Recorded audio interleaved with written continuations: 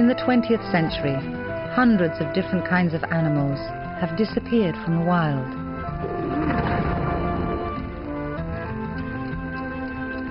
This is the story of one of them.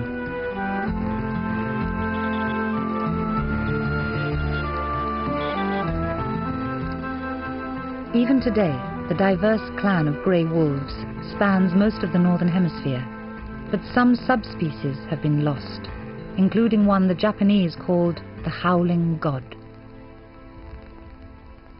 The Japanese wolves lived in the mountains of Kyushu, Shikoku, and Honshu, where they were often regarded as the people's protectors. The Japanese farmed mainly vegetables, and the wolves helped to keep deer and boar off their crops. So they were much better tolerated as neighbors by humans than wolves usually are.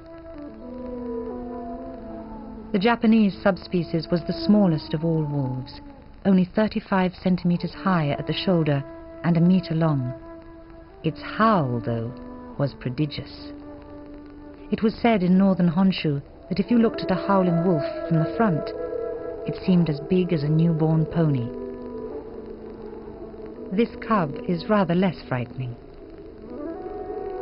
No one knows how many wolves there were in Japan before the 19th century. Since they weren't hunted, they were probably quite numerous.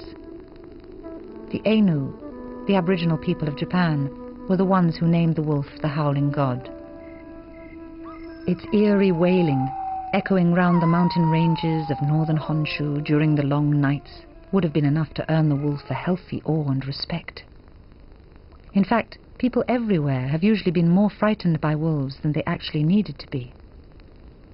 People generally believe that the grey wolves of Eurasia and North America are deadly assailants, beasts that humans have to beware of away from civilization. But the fact is that wolves are just not interested in humans as prey. There is no authenticated record of a healthy wild wolf harming a human. And in Japan, at least, there are stories about them helping people. In one, a blind lute player is hopelessly lost on a mountain. A wolf he believes to be a hunter leads him to safety. There are still shrines to wolves in the mountains. When the Japanese wolves were portrayed as vicious, it was usually for attacking horses, the one form of livestock widely kept in Japan. Because the Japanese revered and respected wolves, it didn't mean that they didn't hunt them. The Ainu used poisoned arrows, but that was only for subsistence hunting, which seldom harms animals as species. The first real danger to the Japanese wolf was the increase in trapping because of a developing commercial trade in wolf skins. By the 19th century, this business was booming, and for the first time the wolf population began to shrink. There was another cause too.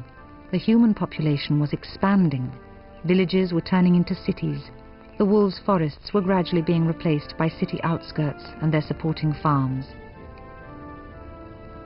Japan, as it moved swiftly towards one of the highest population densities in the world, changed its attitude towards the wolves. To people in the new cities, wolves were frightening pests. By the end of the 19th century, the government was offering bounties on them. The last Japanese wolf was shot in 1905 near Washikaguchi on Honshu.